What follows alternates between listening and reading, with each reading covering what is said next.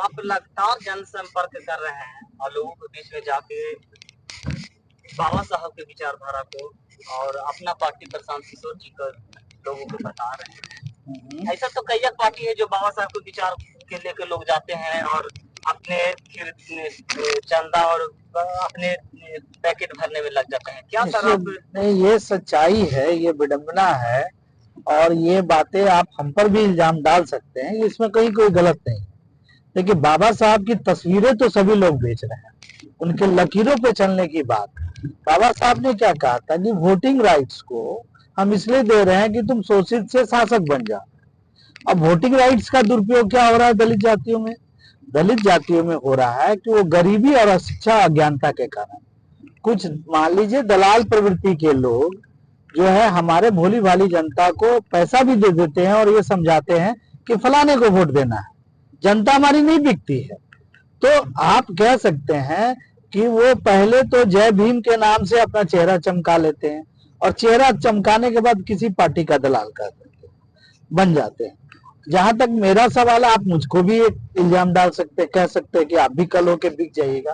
तो हम, हाँ, होता नहीं है, हर चीज में ऐसा होता है। मेरा ये जवाब होगा कि देखिए, हम जन सुराज के माध्यम से जन सहभागिता की बात कह रहे हैं। आपको मैं ये कह रहा हूं कि आप राजनीतिक में जो समन्वयवादी राजनीति होती है, समन्वयवादी क्या होती है कि आप एक कास्ट से नहीं जीत सकते, जात से नहीं जीत सकते हैं, जमात से जीत सकते हैं। और हमारी लड़ाई किससे है? हम शोषित है। मान लीजिए हमारे अज्ञानता, शिक्षा और मान ले हमारे माने आर्थिक स्थितियां कमजोर हैं, तो हम सत्ता तक कैसे पहुंचेंगे? तो सत्ता तक पहुंचने के लिए हमें समन्वय करना पड़ेगा और जो हमारा शोषण कर रहा है उसको आइडेंटिफाई करके और जो शोषण के खिलाफ हमारे साथ लड़ सकता है, हम उनके साथ मिलकर हम सत्ता में जाएंगे। और सत्ता में जाए बगैर आप अपने लोगों का विकास या सुरक्षा नहीं कर सकते। ये मैं नहीं करता हूँ, कांसीराम साहब का यह अनुभवी विचार है। तो जन सुराज के माध्यम से हम लोगों को जागरूक कर रहे हैं, ये बता रहे हैं कि आप सही लोग, सही सोच वाले लोगों को चुने। सही सोच मतलब जो आपके बारे में बात कर दो, साड़ी और दारू और 500,000 रुपये में बिक कर किसी गलत आदमी को ना चुनने का काम करे, ये जागरूकता अभियान जन सुराज कर रही है। सर, दलित को, कांसीराम के मानने वाले विचारधारा को बहुत सा पार्टी है, जैसे में बहुजन समाज पार्टी है, नए में चंद्रशेखर रामन जी का जो पार्टी है जाट समाज पार्टी है, जो मुखर होकर दलित को बात को उठाते हैं। लेकिन सर, आपको क्यों चुना जाएगा? सर, आपको क्यों लोग विश्वास करेंगे? निश्चित तौर पे मुझे क्यों चुना जाएगा? जनक चमार को क्यों चुना जाता है बीजेपी से? मान लीजिए और भी पार्टियों में, मान लीजिए बहुत सारे पासवान मांझी लीडर हैं, भाजपा में भी हैं। सवाल ये नहीं है, आज जितने भी रिजर्व सीट के नेता हैं किसी भी पार्टी के, वो किन के वोटों से जीतते हैं? वो वोटों से जीतते हैं। बहुमत जो होता है वो दलित से अलग होता है। हम आज जो आए हैं एक जनरल सीट पे आए हैं और ये कहने के लिए दलित एक हो और इस पारिवारिक सामंतवाद के खिलाफ आप एक हो जाएंगे। और कुछ लोग जो प्रगतिशील हैं, प्रोग्रेसिव हैं, वो बिहार की भलाई के लिए दलित और काबिल लोगों के साथ भी जुड़ने के लिए तैयार है। उनके साथ मिलकर आप अपनी जीत सुनिश्चित कीजिए। आप किसी के भरोसे क्यों रहिएगा? सर, उपचुनाव हुआ, उपचुनाव में भी आपका पार्टी चुनाव लड़ी, एक भी सीट नहीं जीत पाई। अब कहीं कहीं तो बहुत ज्यादा आपका ये स्थिति रहा कि बहुत कम मात्रा में आप वोट ला पाए। कैसे सोच रहे हैं कि आप इस चुनाव में क्वालिफाई कीजिएगा? या ये ऐतिहासिक कार्यों में से एक है कि जन सुराज ने उपचुनाव में भाग लिया, 4 सीटों पे लड़ा और जो है 10% वोट लेके चली आई। आप कह रहे हैं खराब परफॉर्मेंस का, ठीक है कि 3 सीटों पे हम, 2 सीटों पे तो बहुत कम लाए, लेकिन 2 सीटों में आप कह सकते हैं कि एक ऐतिहासिक आपकी पहुंच थी। 37,000 के करीबन वोट हम इमामगंज में आए। हम लोग गया जिले में हैं, इमामगंज की बात करें। सर, इमामगंज में तो कहा जाता है कि चिराग पासवान जो है वहाँ पे कैंपेन नहीं किए, इसके कारण जो है वो वहाँ पासवान कैंडिडेट होने के कारण आपका वहाँ पर इतना वोट 37 सर मिल गया।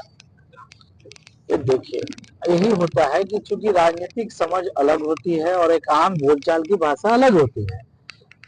आप 37,000 अगर वोट मिला होगा तो आप ये समझिए कि वहां 22 से 23 हजार ही पासवान है, ठीक है। और 22 से 23 हजार मान लीजिए अगर 70% भी अगर किए हो, अगर उन्होंने वोटिंग किया हो, तो उनका 14 से 15 हजार या 13 हजार वोटिंग उन्होंने किया। उसमें सारे तो जितेंद्र पासवान को नहीं मिलेंगे, उसमें से 8 या 9 हजार वोट मिला होगा। तो 9 हजार ही हम वोट मान लें, तो बाकी कितने बचे? 37 हजार में 9 हजार हटा दीजिए तो कितना बचा? 37 में 9 हटा दीजिएगा तो करीबन 28 हजार वोट बनता है। जी। 28 हजार वोट किन जातियों ने दिया?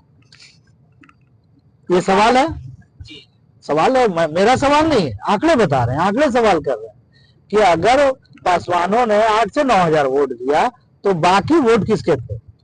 हमारे पार्टी को सारे लोगों ने मिले, जो प्रगतिशील बिहार का बदलाव चाहते हैं और पारिवारिक सामंतवाद के खिलाफ है, उन सारे लोगों ने एकजुट होकर देने का प्रयास हुआ।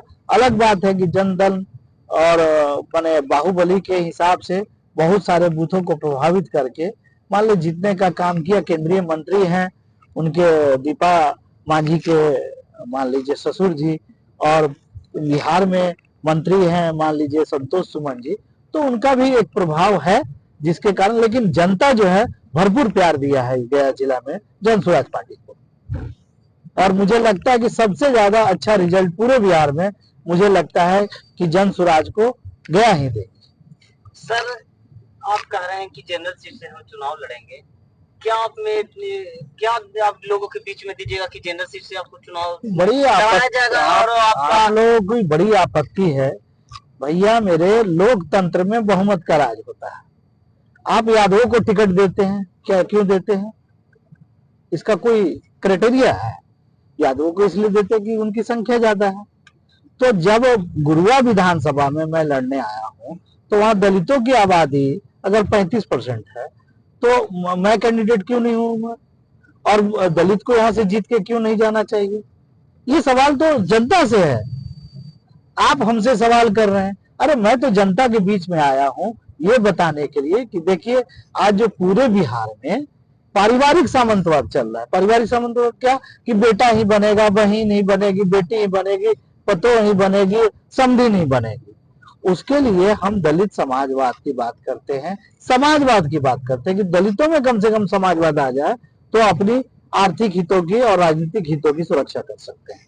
ये मैं एक उदाहरण के तौर पर आया हूं। और हमारा नारा भी है कि भास्कर तो एक बहाना है, भास्कर तो एक बहाना है, रास्ता हमें बनाना है। अन्य जातियों के लिए जो अभी जो चल रही है कि नहीं डांगी वर्सेस यादव, यादव वर्सेस डांगी, ये एक नैरेटिव चला दिया गया है, जबकि बहुमत कोई और है। यानी आप कहना चाह रहे हैं कि जो हम जनरल सीट से पहला चुनाव लड़के और एक दलित के लिए जगह बना देंगे कि जो जनरल सीट से भी चुनाव लड़ेंगे। उन सारे लोगों के लिए जो काबिलियत पे भरोसा करते हैं, बिहार की बदलाव के लिए बात करते हैं, इसमें जाति विशेष का कोई मामला नहीं है। मामला यह है कि जागरूकता जिनकी ज्यादा होगी उनकी विधायक जीते जाएंगे। अगर मान लीजिए आज जो है, मान लीजिए किसी जाति विशेष के लोग ज्यादा जागरूक है, अपने विधायक बना लेते हैं, इसमें गलत कहाँ है? उनकी जागरूकता का लेवल ऊपर है।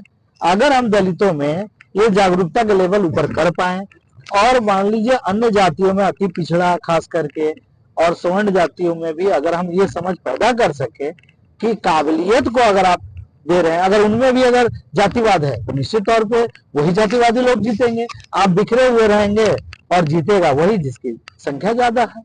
सर, एक तरफ कहते हैं कि शिक्षा के अभाव में लोग जो है वोट गलत लोगों को कर देते हैं, और जिस समाज से आप चुनाव लड़ना चाहते हैं, जिस समाज में भरोसा कर रहे हैं, उन लोग में शिक्षा के घोर अभाव है। तो कैसे सर आप इस चुनाव में ही आप लोगों को जागरूक कर दिए जो आपको वोट देंगे? अरे भैया, तो भरोसा और विश्वास का ही नाम तो राजनीति है ना। राजनीति तो हम इसी भरोसे पे लड़ते हैं, करते हैं कि हम आपके समक्ष हैं, जनता हमारी मालिक है और जनता जो चाहेगी उसे वो चुनेगी। तो इसमें हमारा कहीं कोई बस नहीं है, बस चलाना है तो बस जनता को चुनना है कि उनके लायक कौन सा उम्मीदवार बेहतर है। अगर वर्तमान विधायक बेहतर है तो इसमें आपत्ति क्या है? वो भी बहुमत से जीते हैं, जनता ने उनको चुना है, तो इसमें हमारा कोई आपत्ति नहीं है। हम तो एक विकल्प बन के आ रहे हैं बिहार में कि बिहार के बदलाव के लिए। अब आप उन्हीं विधायक को दोबारा जिताएंगे तो बदलाव क्या होगा? बदलाव यही होगा कि अभी मान लीजिए उनका एक बालूघाट चल रहा होगा तो 4 बालूघाट चलेगा। अगर उनकी पत्नी मान लीजिए प्रमुख है तो उनका आगे बेटा पुत्र भी प्रमुख बनेगा। आपकी स्थिति में तो बदलाव नहीं हुआ। आप जो गुरुआ विधानसभा के विधायक है वो विनय अब नाम क्या लेना है, अब उन्हीं का बात नहीं बोल के इंडायरेक्ट में तो सर उन्हीं कह सकते हैं। अब अगर आप इसे आलोचना मानते हैं तो मैं इसे आलोचना नहीं मानता हूं, मैं इसे समीक्षा मानता हूं कि आप समीक्षा कीजिए कि एक जो व्यापार में लिप्त व्यक्ति है, जिसके ना जाने कितने ट्रक हैं और कितने बिजनेस हैं, उन लोगों को अगर आप राजनीति में लाएंगे तो विधायकी में क्या सवाल पूछेंगे जाके सदन में। सदन में तो विधायक का काम होता है। अच्छे काम किए हैं, रोड के जाल बिछाए हैं, ये हॉस्पिटल बनाए हैं, थाना बनाए हैं, इतने काम और विधायक के क्या करना चाहिए सर? हाँ, तो चाहिए लोगों को बीच में जो काम कर रहे हैं। आपने अच्छा बात कहा कि विधायकी को लोग गलत तरीके से पेश करते हैं। विधायक का जो काम होता है वो विधानमंडल में काम होता है कि वो विधि और व्यवस्था पे क्या सवाल उठाता है, कानून के बारे में वो क्या समझ रखता है। आप विधायक को सड़क और नाली गली से जोड़ दे रहे हैं, उसके लिए तो डिपार्टमेंट बनी हुई है। थाना क्या विधायक बनाता है? विधायक फंड से बनता है। उसके लिए योजना बनती है, डिपार्टमेंट होता है, पुलिस डिपार्टमेंट को पैसा मिलता है, वो बनता है। ये विधायक के कहने पे नहीं बनता है। और हॉस्पिटल भी स्वास्थ्य विभाग बनाती है, विधायक के कहने पे नहीं बनता। विधायक ये देखता है कि जो कमी होता है उस बात का हम सवाल उठाएं। जहां तक आप सड़क से पुल पुलिया की बात, इसके लिए नरेगा बना हुआ है, इसके लिए पीएचडी बना हुआ है, आरईओ बना हुआ है, तमाम प्रकार के डिपार्टमेंट बने हुए हैं। ये विधायक का काम नहीं है सर। विधायक का काम है कि आप सदन में कितने दिन गए और आपने क्या सवाल बेहतरी करेगा। अभी नहीं, एक बात मैं और भी इसमें जोड़ना चाहता हूं कि वही विनय जी वहां के विधायक है और अपने ही सड़कों को 60 टन 80 टन वाले ट्रकों को पार करके बर्बाद करवा रहे हैं। ये सवाल कौन उठाएगा? रोड तो सर चलने के लिए ही नहीं होता है ना? नहीं, उसका परमिशन आप बताइए कि जहां जो सड़क बनती है उसका एक कैपेसिटी होता है। कैपेसिटी होती है कि 40 टन का इसमें जाएगा, 20 टन का जाएगा, 50 टन का जाएगा। आप उसमें 80 टन का, 70 टन का, 60 टन का आप ट्रकें पार करवा रहे हैं, तो बर्बाद तो सरकार जन संपत्ति हो रही है। तो जन संपत्ति का नुकसान पे सवाल कौन उठाएगा? ये काम था विधायक का कि इस चीज को बंद करके नया सड़क बनवाना चाहिए था, बल्कि हो रहा है उल्टा कि अपने ही सड़क को अपने फायदे के लिए बर्बाद किया जा रहा है। नमस्कार, आप देख रहे हैं लोगों की बात।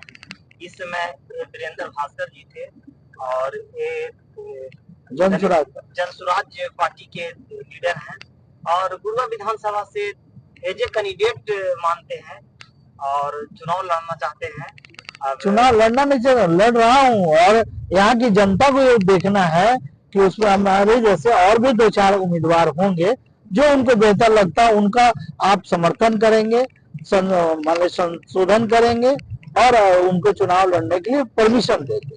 यही है जनसुराज। चलिए इनका हम विचार जाने और इनका विचार को आप लोग देखे, जाने और सुने और जो भी लगे कमेंट कीजिए, शेयर कीजिए, लाइक कीजिए। अगर यूट्यूब पर देख रहे हैं तो सब्सक्राइब कीजिए। नमस्कार, मैं कुमार।